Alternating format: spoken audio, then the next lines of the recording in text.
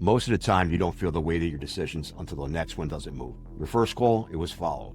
The second one, it was tolerated. But by the third time, belief isn't there anymore. And suddenly you're carrying something alone that used to run with you. A decision doesn't just direct work. It changes how people read you. It shapes whether they trust the next call, either align behind it or wait to see if it holds. And here's the part that sneaks up on you. You'll never feel the cost when a decision is made. You'll feel it when the next one doesn't carry. And that's when your momentum slows. That's when your execution gets heavier. And that's where you begin working harder instead of smarter, because the belief in you slipped somewhere you never saw it leak. I was a top performing wealth advisor, leader, and executive in the wealth management industry for 23 consecutive years, building and running multi-billion-dollar businesses. Few ever get insider access to what it really takes to reach the top levels in this business. I launched EliteVate to change that. This is my mission. So what are you going to learn from today's conversation? 1, how your decisions fall short, even when the strategy feels right. 2, how execution changes when people feel the decisions versus when they just receive it. 3, what you'll lose when a decision doesn't carry and how fast it happens. And 4, how to build decisions that are trusted on arrival, not tested after the fact. Most of the time, you believe you're considering everybody when you make a decision. Sometimes you're steering the business forward. Other times, you're just responding to a quarter that didn't land, or maybe you're getting pressure from above, pushing you to show movement instead of waiting. In all 3, they feel justified, and they all can feel right. But even the right decisions, when they're made through one vantage point, can lose belief if others weren't seeing it how it formed. Because what happens, you see the benefit of your decisions. You see the progress. You see the path forward. But others around you, they don't always see the decisions through the same lens. And this is not because they disagree with you, but because the thinking behind it didn't reflect how it really affects them. Because belief isn't built by asking people what they think. It's built by thinking through what they need for the decisions that you make to work. And that's your blind spot. You assume shared belief because the destination for everyone is solid. But execution only moves when people recognize their reality inside a decision, not just yours. And that's where your blind spot can widen, especially when pressure from above enters the room. You've seen it, and you know how it goes. You're given direction, you're given the results they want to see, you're told what needs to move and why it matters. And on paper, it all holds together. But the people above you asking for the moment, they're not living in the realities that you are. They don't see where your capacity is thin, where the lift is heavy, and where timing meets reality. All they see is outcomes. But you have to see implementation. And this is where that pressure starts looking like judgment. But a result, it's not a roadmap.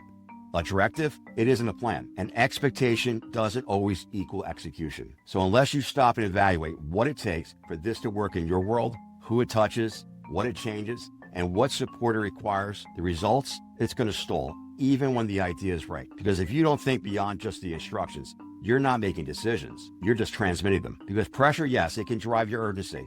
But urgency can't think for you. And I understand, because when I was running markets, I made decisions the same way, based on what I believed would move the business forward. But my real shift didn't happen when I chose the right strategy. It happened when I stopped assuming a good decision by me, on paper, would automatically turn into belief in the field. And I realized my decisions only worked if the people who have to carry it can actually run with it, without me holding them up, explaining it over and over again, or defending it.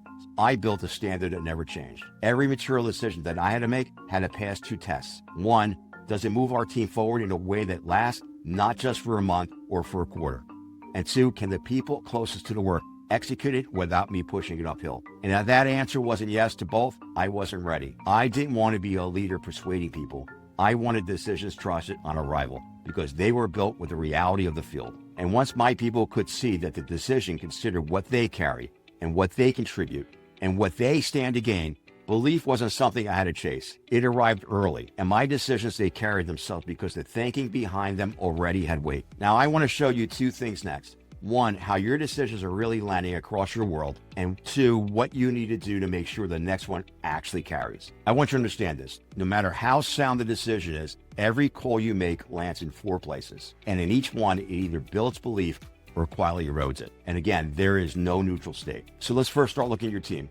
When you make a call that actually weakens you with the team, the work, it still gets done, but you don't feel them with you.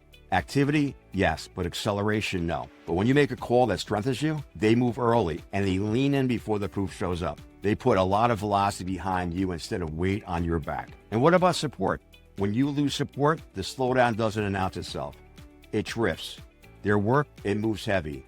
It feels like the cost of business when it's really a cost of belief. But when it strengthens you, support, They'll remove friction instead of adding it. You'll gain their capacity instead of spending it. And what about your partners? Well, when your partners don't trust your call, they'll protect their lane. You'll get cooperation, but not any meaningful lift. But when your decisions align with them, they will bring you influence, access, and leverage you don't have alone, and you'll reach multiples. And finally, what about your management above? You know what? When your decisions weakens you upward, it shows up in the questions they'll ask you. They'll want more explanation, more of the walk me through your thinking, more visibility instead of more trust. But when your decisions hold, you'll feel the opposite. Less oversight, more autonomy, more room to operate, because strong decisions buy you space. But you know what? The weak ones, they'll shrink it. And if you've ever felt the weight of that ship, where the decision was right, but wouldn't run, here's how you start building decisions that actually carry without you holding them up all the time. The first question you should ask yourself is, how are you forming decisions that require others to move? Because the decisions that matter are the ones that hit the ground.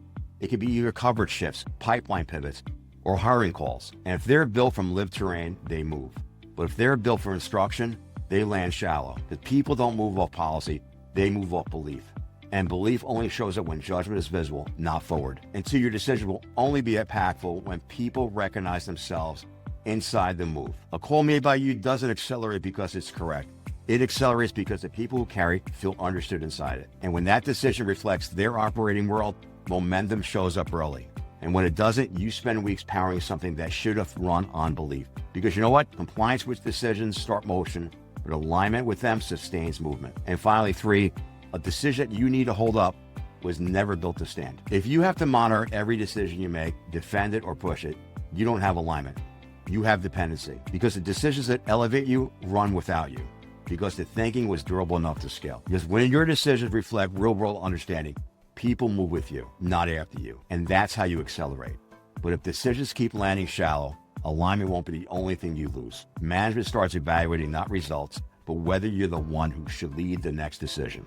Every week, I'll break down the real strategies behind top performance for wealth advisors and leaders ready to operate at the level they're built for. This is EliteVate. We cut through the fluff, no hype, no theory, just strategy, psychology, and execution. If this hits home, subscribe. You're not just watching and learning. You will become the model others follow.